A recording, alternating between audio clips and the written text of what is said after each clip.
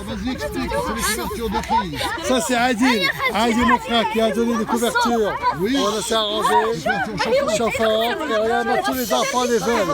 Ça crie de partout, ils veulent ces couvertures. Ils ont du succès ces couvertures. Ah bah là c'est clair, parce qu'il fait froid.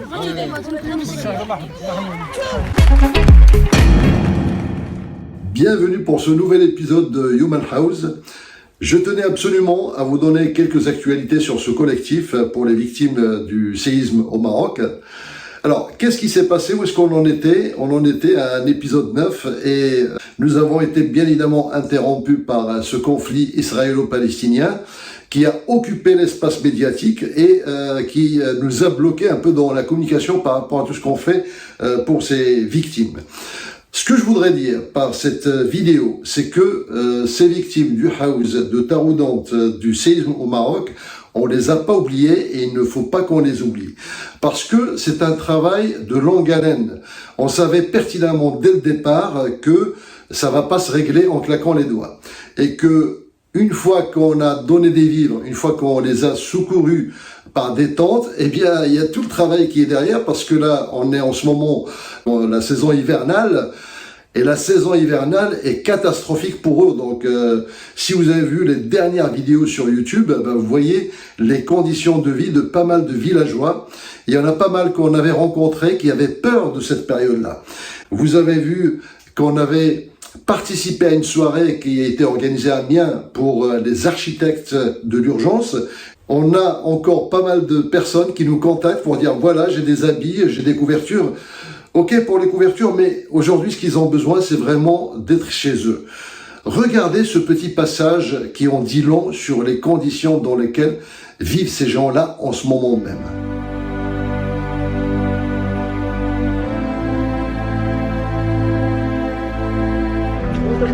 شوف الطريق اللي كندوزو ايوا الله بقى كاع كتنعس ما والو شوف الناس شوف اجي شوف ما كنفهم حنا في يد الله الدار ديالي كتشوف انا غير هزها لا ما عندي ما بغينا حتى حاجه بغينا غير ديورنا يتصاوبوا ندخلوا نشربوا فيهم غير ما نموتوا هاد الصباح دخلنا لينا من الخيمه ونعسنا في الماء وتكرفسنا الله يرحم لكم الوالدين.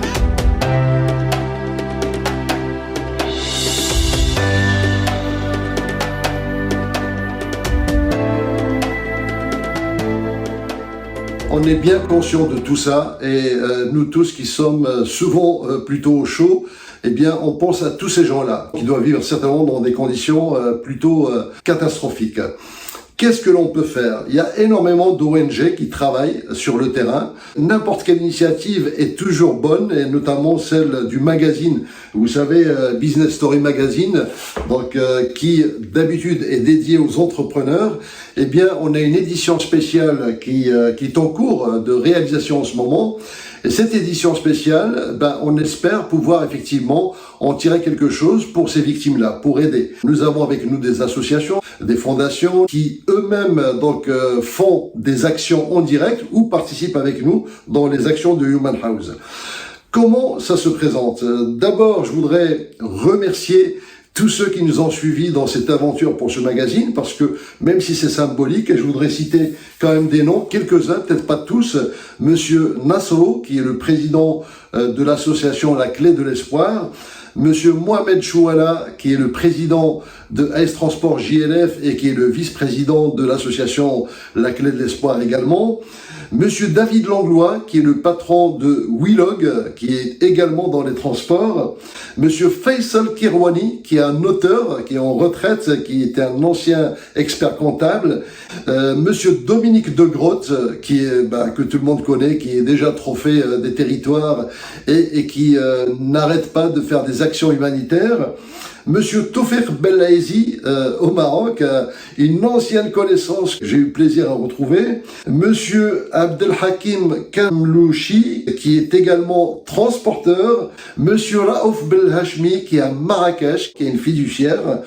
Monsieur Pascal Tate, Et voilà, enfin donc je veux pas citer tous les noms, mais en tout cas, on a pas mal de bonne volonté qui nous aident et je les remercie de tout cœur. Alors, sachez que le magazine est en cours d'édition, qu'on va bientôt le sortir, donc j'espère d'ici le mois de novembre, pour le diffuser au Maroc. Et effectivement, l'idée c'est de dire...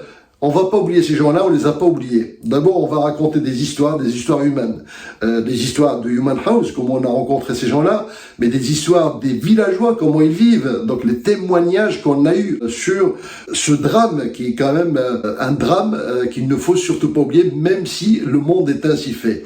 Et c'est vrai qu'on est dans un monde où il y a une actualité qui en chasse une autre, et malheureusement, toutes les actualités ne sont pas bonnes. Alors, essayons de mettre un peu d'onde positive dans ce monde qui est un peu brut. Eh bien, si tout le monde fait un peu comme nous, on va pouvoir arriver à quelque chose. En tout cas, la moindre des choses, c'est de donner de l'espoir à ces gens-là, qu'on va rencontrer certainement au mois de novembre, en décembre. On va pas lâcher l'affaire, on va continuer. On est en relation avec des constructeurs de cabanes, on est en relation avec des gens qui réfléchissent à la manière dont ils peuvent faire une action qui permette au moins à ces gens-là de tenir peut-être un hiver, voire 2 hivers, parce que leur maison, malheureusement, ils pourront pas l'avoir tout de suite. Alors on sait que l'État y travaille, on sait qu'il y a des aides qui sont en cours, mais il y a des villageois qui échappent malheureusement à l'inventaire de tous ceux qui sont dans le besoin. J'aimerais aussi partager avec vous quelques extraits que nous n'avons pas encore passés dans nos épisodes pour vous montrer quelques passages quand même très émouvants. Alors notamment, il y avait un épisode qui devait être consacré à Latifa. C'est une guide qu'on a rencontrée sur place, qui est respectée par tout le monde. Et c'est incroyable, elle a rien voulu prendre de notre part parce qu'elle a voulu vraiment aider. Et cette dame, elle connaît tout le monde et tout le monde la connaît. Et elle arrive à chaque fois à trouver des solutions quand on est bloqué. Je vous propose de regarder notamment à un moment donné, on n'avait plus que 5 kits de cuisine, des fours. Vous savez, on a distribué des fours de cuisine dans les hauteurs des montagnes du House. Et on avait en face de nous une vingtaine de familles. Comment on fait? On peut pas privilégier les uns par rapport aux autres. Regardez comment est-ce qu'elle nous a résolu le problème. قلنا ضروري اللي تجني ويتي في السنوتي باش ندخل الحرق كرنا فاهم شكون عفيتان صافي قلت لهم هاد الفران غادي يحطوهم في واحد البلاصه كلهم بحال الفران تاع الحومه. Elle dit qu'en fin de compte, les fours qu'on a mis, c'est pour toute la communauté. On va en poser 2, mais comme qu'on voit à Kazawa, le four public. Ça va devenir une sorte de four public. Et comme ça, chacun il a son pain. Son pain. Mais si on les distribue seulement 5 familles, ils vont les mettre devant eux.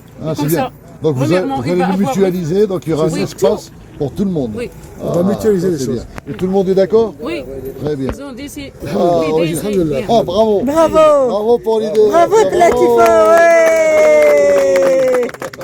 Nous avons Mère Teresa marocaine. Je suis entièrement d'accord. Voilà, c'est entièrement d'accord. Autre passage intéressant que j'avais un peu dans les cartons, c'est lorsque Maria, mon épouse, a donné un coup de main. Eh bien, il y a un monsieur qui voulait vraiment la remercier. Donc, il parlait que le berbère.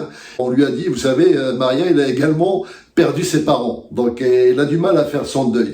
Eh bien, elle a été très émue parce que ce monsieur a tenu à faire une prière pour ses parents. Il lui a fait une prière en berbère. C'était très émouvant. Regardez.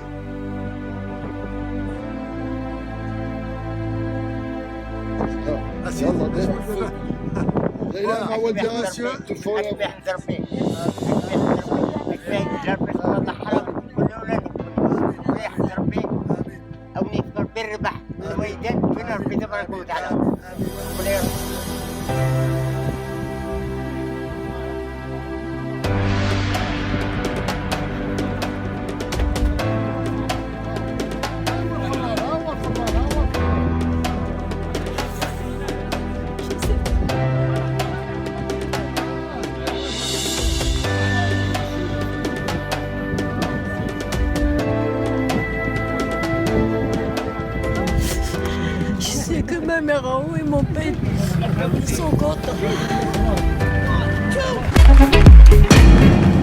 Voilà pour cet épisode. Donc pour conclure, je vais juste vous montrer comment me reconnaître sur l'île bientôt avec toute une équipe.